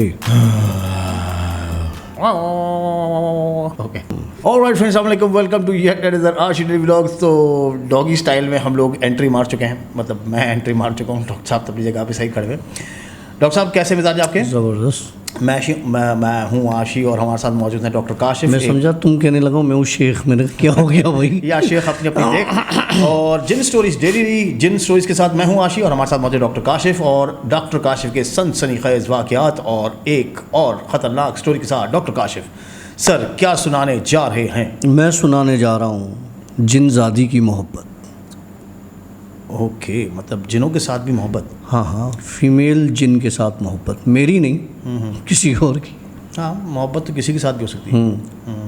एक लड़का था, जिस तरह से काफ़ी लोगों को क्यूरोसिटी होती है कि यार मुझे जिन देखने हैं, मुझे जिन बुलाने हैं, मुझे अपना हमजाद देखना है, मुझे ये करना है, मुझे वो करना है। याद है मैंने एक किस्सा सुनाया था लास्ट सीज़न में इब्लीस की बेटी का। ठीक हो गया, जिस पे बड़े ने तजुर्बा किया था, जिस पे काफ़ी लोगों ने तजुर्बा किया था, बल्कि एक ने तो ऐसा कर दिया था कि उसके गले ही पड़ गई थी। बिल्कुल। और फिर उसके मैसेजेस आ रहे थे कि यार काशिफ भाई मेरी जान छुड़वाओ, मेरी जान छुड़वाओ। ये इंसान से मोहब्बत ही गले पड़ जाती है, तो जिन्नात से मोहब्बत तो आपको पता है फिर कहाँ कहाँ पड़ सकती है। बिल्कुल सही कहा आपने। आज मतलब कुछ दिन पहले एक बड़ा किस्सा हुआ था, तलाल चौधरी वाला भी, इंसान वाली मोहब्बत गले में पड़ गई थी। हाँ जी, फिर मुझे भी याद आ गया वो किस्सा। हाँ, खैर हुआ यूँ कि उस साहब ने नॉवेल्स पढ़ता था, मूवीज़ देखता था, तो उसको ये हुआ कि यार मैं जिन को बुलाऊं, या मैं अपने हमजाद को अपने काबू में करूं, या मैं किसी ऐसी मखलूक से मिलूं जो आम इंसान नहीं देख सकता, जिसने नहीं देखी हो। वो इस चक्रों में इतना आगे बढ़ गया कि उसने अलग अलग वजीफ़े करना शुरू कर दिए। ओके, और बगैर किसी पीर के, मुर्शिद के इजाज़त के। स्टार्ट में उसको कोई रिज़ल्ट नहीं मिला, कुछ समझ में नहीं आता था, कुछ होता था, कुछ नहीं होता था। एक वक्त आया रात को कोई 3 साढ़े 3 बजे, वो चिल्ला जिस तरह से होता काट रहा था, तो उसने अपने कमरे में एक खूबसूरत लड़की देखी। ओके, मतलब असरात शुरू हो गए। अब वो बुलाना चाह रहा था किसी जिन को, लेकिन वो कहते हैं ना, आपको वजीफ़ों का पता नहीं होता, जब आपको किसी चीज़ का पता नहीं होता आप कंटिन्यू किए जाओ, उसमें आपको पता नहीं होता कि आपके सामने ऐसी क्या रिज़ल्ट आएगी। हिश ये भी कोई नाकाम आशिक स्टूडियो में घुसा है। हाँ जी, फिर बहरहाल वो अपने उस एक दायरे में बैठा था, तो उसको सामने वो लड़की नज़र आई। उस लड़की ने इससे कहा कि तुम इतने अरसे से जो मुझे बुलाने की कोशिश कर रहे हो, तो आज मैं आ गई हूँ। अब इसके दिमाग में ये बात थी कि मैंने तो बुलाया था या बुलाना चाह रहा था किसी जिन को, अपने किसी हमजाद को, या किसी इस तरह की चीज़ को। ये तो इतनी खूबसूरत चीज़ मेरे सामने आ गई है। देखते ही ना इसका उस पर दिल आ गया, लट्टू हो गया ये। अब जब जिनजादी पे कोई लट्टू होगा तो वो फिर घूमेगा भी लट्टू की तरह। क्योंकि मैंने बहुत खूबसूरत चीज़ें देखी हैं इंतहा की हद तक, बहुत बदसूरत चीज़ें देखी हैं, वो भी इंतहा की हद तक। होती बदसूरत है, अच्छा, खूबसूरत नहीं होती। लेकिन दिखावा कि मैं इतनी खूबसूरत हूँ और मैं तुम्हारे साथ हूँ। ठीक है, ठीक है, कोई बात नहीं, ये टिक टिक टुक टुक चलती रहेगी, छोड़ दे। तो जिनजादी की बात चल रही है ना। अभी एक कोई मक्खी भी अंदर स्टूडियो में घुस आई है और ये भी तंग कर रही है, और यहाँ से भी आवाज़ें आपके आ रही फ्रेम से आवाज़ें आ रही हैं। मैं थोड़ा यूँ हो जाता हूँ। हाँ, ओ लाइट भी डिम होना शुरू की। ठीक है, कोई मसला नहीं। बहरहाल अब ये उसके इश्क में गिरफ्तार हो। गिरफ्तार हो गया। लेकिन इसको ये समझ में नहीं आता था कि ऐसा कौन सा इल्म है या ऐसी कौन सी लाइनें हैं जिनको पढ़ने से ये आती है। वो आई, इसको कहा कि इस ये जो तुमने दायरा खींचा हुआ है, जो चिल्ला काट रहे हो, इससे बाहर निकलो। अच्छा, उस डायन ने कहा, जिनजादी ने कहा। जिनजादी, हाँ। इसने कहा कि नहीं, अभी मुझे पूरा वक्त नहीं हुआ। उसने कहा नहीं, जिस हिसाब से तुम पढ़ रहे हो उस हिसाब से तुम्हारा वक्त हो गया है, तभी तो मैं आई हूँ और तुम्हारे बुलाने पर आई हूँ, मैं तुम्हारी गुलाम हूँ। ये उसकी बातों में आ गया, ये बाहर निकल आया। होता ये हम समझते हैं कि इन चीज़ों को हम कंट्रोल करते हैं, हम गलत समझते हैं। ये चीज़ें हमें कंट्रोल करती हैं, मतलब हमें अपना ग़ुलाम बना लेती हैं। बज़ाहिर लगता है कि ये हमारी ग़ुलाम है, लेकिन हम इनके इशारों पर चलते हैं। ठीक हो गया। वो लड़का इसके सामने आया, उस जिनजादी ने जो करना था इसके साथ किया। ओके, ठीक है। अब ये उसके इश्क में पूरा गिरफ्तार लट्टू घूम रहा है। न इसको दिन का होश, न इसको रात का होश। इसके घर से, कमरे से बदबू आती थी इसके घर वालों को। जिस वक्त वो जिनजादी इसके घर में जाती थी, उस वक्त उसके घर में एक अजीब, उसके कमरे से बदबू फैलती थी जो पूरे घर में बिखर जाती थी। हो। इसके माँ बाप को पता नहीं था, इसके भाई बहनों को पता नहीं था कि अंदर क्या करता है। बहरहाल एक दिन क्या हुआ, इसने उससे पूछा, अच्छा पहले इसने पूछा कि मैं तुम्हें बुलाऊं तो कैसे बुलाऊं, तो उसने वो उसको चंद चीज़ें बता दी कि ऐसे करने से मैं आ जाऊंगी। अब इसकी सेहत दिन ब दिन गिरती गई। उसके बाद क्या हुआ, इसके माँ बाप ने इसके लैब टेस्ट करवा लिए, डॉक्टर्स को दिखा दिया। कुछ इसको पता था कि मेरे साथ मसला क्या है, लेकिन वो बताता नहीं था। नहीं बताएगा, ऑफ कोर्स, वो गलती पर था। अब ये उसको बुलाता नहीं था, अब वो खुद आती थी, क्योंकि ये अब बेजार होने लगा था। इसकी तबीयत ख़राब होना, मरने जैसी हालत पर पहुंच जाना। बहरहाल अब उसने कहा कि मैं तुम्हें नहीं छोड़ूंगी, तुमने मुझे कहाँ से बुलाया है और मैं कितने अरसे से उस तड़प में तुम्हारे पास आई हूँ। अब मैं तुम्हें छोड़ के नहीं जाऊंगी, या तुम्हें मार दूंगी या तो तुम्हारे साथ ही रहूंगी। उस बंदे को उसने इतना पागल कर दिया कि वो अपने घर वालों के सामने भी नंगा घूमने लगा। ओए होए होए, तौबा इस्तग़फ़ार। जहाँ उस जिनजादी का दिल करता था वहाँ उसके साथ वो गलत काम, चाहे वो घर वाले मौजूद हों, कहीं कोने खांचे में हो, किसी शादी में हो, मतलब कुछ पता नहीं चलता था, ये कपड़े वपड़े उतार देता था अपने। बहरहाल लोगों ने, इसके माँ बाप ने बोला ये पागल हो गया है और इसने कोई डिप्रेशन लिया है या कुछ इस तरह से। साइकेट्रिस्ट को दिखाया, उन्होंने कहा इसको आप पागल खाने में दाखिल करवा दो, ये पागल हो गया। अभी तक उनके दिमाग में ये चीज़ें नहीं थी कि ये इसने कोई हरकत की है। ये 2 महीने में ये सारा आउट हो गया था। एक दिन इसके बाप ने क्या किया कि जाके इसके कमरे का जायज़ा लिया। ये पागल खाने में था, पागल खाने में भी ये उसी तरीके से ही था। अच्छा, इसको पागल खाने में एडमिट करवा चुके थे। इसके कमरे से अजीब व गरीब किस्म के नक्श मिले, कागज़ मिले और कुछ वो सिंदूर तरह के कुछ कलर्स और इस तरह की सारी चीज़ें, जो बहरहाल मैं क्या बोलूँ, उस तरह की चीज़ें मिली। अब इसके बाप को समझ में आ गया कि किस्सा दूसरा है। इसने किसी आमिल से कांटेक्ट किया तो उसने कहा भाई ये तो चक्कर बहुत बड़ा है और ये तो मार देगी तुम्हारे बेटे को। उसने बोला अब मेरी बेटी की जान छोड़ाओ। उसने बोला ठीक है, उसको पहले तो वहाँ से निकलवा के मेरे पास ले आओ। ठीक हो गया।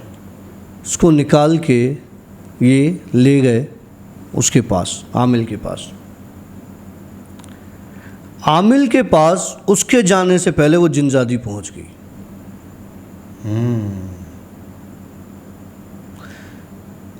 बाकायदा उसको धमकी दी कि इसको और मुझे अलग किया तो मैं तुम्हें, तुम्हारे सारे ख़ानदान को मार दूंगी और तुम्हें मेरी ताकत का अंदाज़ा नहीं है। खैर आमिल था, उसने कहा तुम ऐसे कैसे, ये वो, मैं इतना पहुंचा हुआ, तुम मेरे सामने बकवास कर रही हो, ये ठीक है। लड़के को ले आए। लड़के को जब उसके आस्ताने पे ले आए, लिटरली आमिल के घर में आग लग गई उसी वक्त। आमिल भागा। अब लड़के के अंदर से औरत बात कर रही है कि अभी भी वक्त है, छोड़ दो वरना सब जल जाएगा। आमिल को तेश आ गया।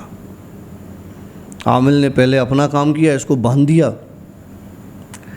उसके बाद वापस आया। इसके बाद ये उसके आस्थाने पे बंधा रहा। आमिल ने अलग अलग उनके वो हथियार होते हैं, सरिया गरम किया, सरिया गरम किया लोहे का, और इसको लगाने लगा कि तुम इसकी जान छोड़ो। जैसे ही वो सरिया आमिल ने उसके जिस्म पर टच किया, आमिल के जिस्म पर निशान आने लग गए जलने के, और वो जलन की तकलीफ आमिल को होने लगी। Oh my God. आमिल ने सरिये वरिये छोड़ दिए। अब आमिल समझ गया था कि ये मुझसे किस्सा भारी है। आमिल ने हाथ जोड़े, उसके बाप को बोला भाई मुझसे नहीं होगा, उसको ले जाओ, ये मेरे बस का काम नहीं है, उससे गलती हो गई और मैं इतना बड़ा नुकसान नहीं बर्दाश्त कर सकता। लेकिन अब उसके बाप को पता चल गया था कि मेरे बेटे के साथ चीज़ क्या है और कैसे है। ये ले आए वापस अपने घर पे, उसको उसी कमरे में छोड़ दिया कि पागल तो है नहीं है, कमरे में छोड़ दिया। अब रोज़ रात के वक्त वो बदबू उठती थी, वो आती थी और इनका जो भी हिसाब किताब था वो होता था। ठीक हो गया। और फिर ये नॉर्मल हो जाता था। ठीक है, सही है। अब क्या हुआ, अब जब ये चीज़ें बहुत हो गई, अब इसका बाप बेजार हो गया। इन्होंने सोचा कि यार इसको मार ही देते हैं। मतलब बाप ने बोला बेटे को मार देते हैं? मार ही देते हैं, मतलब ऐसे जिंदा लाश से हम क्या करना है। बड़ी तकलीफ़ हो रही है, पूरा ख़ानदान डिस्टर्ब है, पूरी फैमिली डिस्टर्ब, लेकिन है तो औलाद खून है। बहरहाल इसने क्या किया, इसने खाने वाने में जहर मिला के दे दिया। अब जब कोई ऐसी चीज़ घर में घूम रही हो जो आपको नज़र नहीं आ रही हो, तो हर एक्टिविटी को आपको देखती है। बिल्कुल। जिस रात इसके बाप ने जहर दिया अपने बेटे को, उसने तो नहीं खाया, बाप मर गया। वही आमिल वाला चक्कर। आमिल सरिया उसको मार रहा है, हाँ, लेकिन तकलीफ आमिल को हो रही है। बाप मर गया। जहर बाप ने बेटे को दिया, बाप मर गया। उफ। अब उसका बड़ा भाई एक उससे छोटा भाई, 2 बहनें घर में और एक माँ। इसको इन्होंने छोड़ दिया कि भाई तू अब अपने जी ले जहाँ तुझे जाना है, जो करना है। ये बंदा पागलों की तरह घर से निकाल दिया, कभी रोड पे इधर, कभी उधर, कभी किसी दरगाह, कभी किसी आस्थाने पे, कभी किसी कब्रिस्तान में, इस तरह से धक्के खाते खाते ये एक दरगाह पे पहुंचा। उसे किसी खुदा के बंदे ने देख लिया। जब उसने देखा तो उसको पता चल गया कि इसके साथ क्या मामलात हैं। फिर उसने इसकी मदद की। Okay, take. इससे पूछा तू कहाँ का है, क्यों भटक रहा है। इसने फिर बताया कि मेरे साथ ये है, मैं ऐसे हूँ, मैं वैसे हूँ, मैं बहुत ताकतवर हूँ, मैं तुम्हें भी मार दूँगा और मैं ये कर दूँगा, वो कर दूँगा। उसने बोला भाई जिसे अल्लाह रखे उसे कौन चखे। बेशक। मुझे मारना तो क्या, तू मुझे छू भी नहीं सकता जब तक उसकी इजाज़त ना हो। कहने लगा नहीं, मेरी ये जो चीज़ है, उसने एक आमिल को ज़ख्मी किया, उसका घर जला दिया, मेरे वालिद को मार दिया, तो इसी ने मारा ना। और तुम कुछ करोगे तो तुम्हें भी मार देगी। तो बोला ठीक है, तू मुझे सिर्फ 3 दिन दे अपनी मर्ज़ी से, क्योंकि ये लड़का भी बेजार था। 3 दिन दे अपनी मर्ज़ी से, जिसमें तू ये चाहे कि तू इस चीज़ से आज़ाद होना चाहता है। ये लड़का किस्सा मुझे खुद बता रहा है, जिसके साथ हुआ है। ठीक है, तो मुझे दे 3 दिन, लेकिन अपनी विल से, जिसमें तू कंफर्ट, जिसमें तुम, हाँ ओके। बोला ठीक है। बोला लेकिन मैं पूछूंगा। बोला तुझे जिससे पूछना है पूछ। उस रात उसने उससे बोला कि मैं तुझसे अलग होना चाहता हूँ। मतलब लड़के ने बोला जिनजादी से, ठीक कि मैं थक गया हूँ, मेरा बाप चला गया, मेरा घर चला गया, मैं पढ़ा लिखा, मैं धक्के खा रहा हूँ, मेरी ये हालत तूने कर दी। तो उसने बोला मुझे बुलाया भी तू ही नहीं था, मैं तो तुम्हें नहीं छोड़ूंगी, हाँ तुम्हें मार दूंगी, छोड़ूंगी नहीं। इसने कहा ठीक है, अब तुझे अगर मुझे मारना है ना तो तू मार दे, लेकिन मैं अब तुझसे आज़ाद होना चाहता हूँ। इसने पक्का एक इरादा कर लिया। ये चला गया उस बुज़ुर्ग के पास, उसी जगह। उसने कुछ नहीं किया इसके साथ, उसने सिर्फ उसको अपने एक छोटे से हुजरे में बिठा दिया। ओके, छोटे से हुजरा मतलब छोटा सा कमरा, कमरे में बिठा दिया। अब जब वो जिनजादी आने की करे, वो उस हुजरे में आ नहीं सकती थी।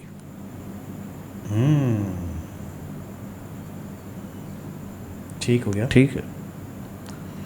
ये परेशान कि उसने मुझसे इतनी बड़ी बात की, आज पहली रात है कि वो नहीं आई।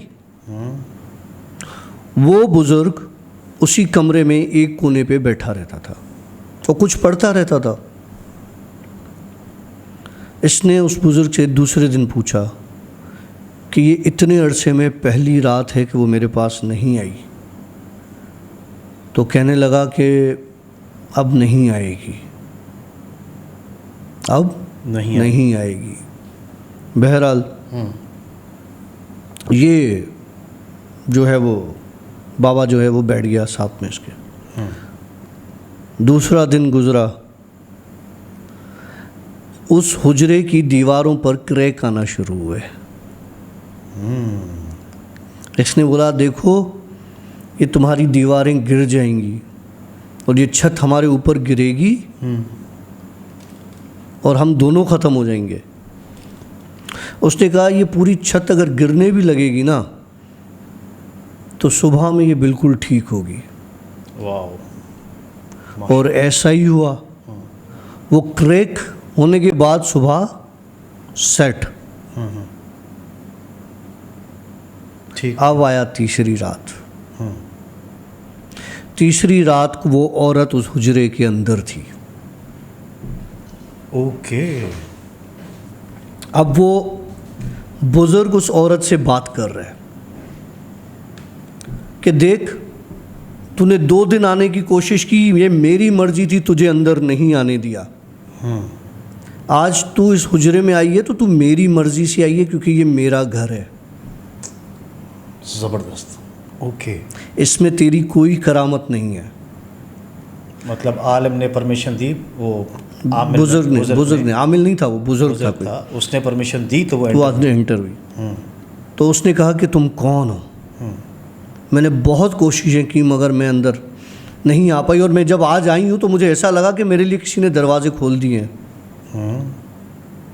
तो कहने लगा, मैं तुम सबका सरदार हूँ। अच्छा। कहने लगी, मैंने तुम्हें कभी नहीं देखा, क्योंकि हमने अपने सरदारों में तुम जैसा तो नहीं देखा। उसने अपने छाती पर एक नक्श दिखाया। वो जिनजादी उसके पैरों में गिर गई और उसने उसको उसी वक्त जला दिया। कमाल, बहुत खूब। लड़का आज़ाद हो गया। कह रहा, ये सब मैं अपनी आँखों से देख रहा था। अच्छा, मतलब सरदार को सब पता था? उस लड़के को, अच्छा, लड़का जो देख रहा था हाँ, ठीक है, उसको हर चीज़ नज़र आ रही कि हो क्या रहा है। उसने वहाँ से सुबह में उसको, बुज़ुर्ग को हाथ जोड़े, पाँव पड़ा, बोला मैं जा रहा हूँ, अब ये कभी नहीं आएगी। उसने बोला कभी, अब ये ख़त्म हो गई, अब कभी नहीं आएगी, तू जा। वो उस हुजरे से निकला है। उसने बोला पीछे पलट के नहीं देखना। ओके। इंसान है ना, जब आप किसी चीज़ से किसी को मना करते हो तो वो करने की कोशिश करता है। ये आगे गया, तो जब पलट के देखा तो वहाँ हुजरा नहीं था। मतलब सरदार की एंट्री जो थी वो गायबाना एंट्री थी उसकी। अब मुझे नहीं पता, देखो दुआएं याद रखना आशी, हमारे पास, मेरे पास दुआ का दरवाज़ा बंद हो चुका है। मेरी वालदा, हाँ अच्छा ठीक है, मतलब वैसे तो सब दुआएं करते हैं, लेकिन मेरी वालदा, जो कि नबियों के लिए भी अल्लाह ने कहा कि भाई अपनी वालदा से दुआ लिया करो, अपनी मदर से दुआ लिया करो। हो सकता है कि उसकी माँ उसके पीछे कितनी दुआएं करती हो, इबादत करती होगी, दुआएं करती होगी कि अल्लाह अपने बच्चे को जिस तरह तकलीफ़ से देख रही थी। बिल्कुल, हाय माँ है भाई, क्या बात है। कहते हैं माँ बाप से आप उनकी कोई खिदमत नहीं करनी चाहिए। आप अगर उनकी कोई खिदमत नहीं भी कर रहे हो, लेकिन सुबह सुबह अपने दिन की आगाज़ करें अपने माँ बाप के चेहरा देखने से, ओहो, तो आपके सारे दिन जो है परेशानियाँ नहीं होंगी। आपको वो क्या कहते हैं, जन्नत के 2 दरवाजे खोल दिए जाते हैं। ये आज एक मोबाइल पे मैं मैसेज सुन रहा था तो उस पर ये चल रहा था किस्सा। माँ की दुआ बहुत अफजल है, बहुत कमाल। और बाप की दुआ तो कहते हैं, क्योंकि बाप तो बेचारे अपने कामों में होता है। मैंने इंस्टा पे एक चीज़ शेयर की थी, या नहीं, इंस्टा पे अपने व्हाट्सएप पे एक स्टेटस लगाया था। उस दिन पता नहीं मुझे क्या हुआ, मैंने लिखा था कि अगर वालदा के पैरों के नीचे जन्नत है, कहा जाता है वालदा के पैरों के नीचे जन्नत है, माँ के पैरों के नीचे जन्नत है, तो अगर माँ के पैरों को, माँ के कदमों को धो के पिया जाए तो क्या वो आबे कौसर बन जाता है? तो जो मुझे जवाब आया कि जब जन्नत है तो कौसर ही होगा। क्या बात है यार डॉक्टर साहब, माँ है, उसका कोई मद्द मुकाबिल नहीं है। और दुनिया में जो सही एक्चुअल रिलेशंस है ना, वो हैं ही माँ बाप के। और कहते हैं बाप की दुआ वो डायरेक्ट जाती है वुम, क्योंकि बाप अपने कामों में अपनी ज़िंदगी में होता है, लेकिन बाप की एक दिल से दुआ निकलती है ना, वो डायरेक्ट अल्लाह के पास जाती है। भाई दुआएं लिया करें। और हम तो ये भी कहेंगे कि दुआ किसकी भी कबूल हो सकती है, हाँ। किसी की भी। आप दूसरों से दुआएं मंगवाएं। अगर आप भी दुआ करते हैं तो दुआ का बेहतर तरीका यही है कि आप दूसरों के लिए दुआ मांगें और उसके सदक़े पर अपनी दुआएं मांगें। वेल आई होप कि आप लोगों ने हमारे आज की स्टोरी को ज़रूर पसंद किया होगा, और अगर अच्छा लगा तो एक थम्स अप ज़रूर करते हुए जाइएगा। और ऑफ कोर्स हम परफेक्ट नहीं है, कुछ चीज़ें होंगी आपको पसंद नहीं आएगी तो थम्स डाउन भी ज़रूर कीजिएगा, पता चलेगा आप लोगों ने देखा है।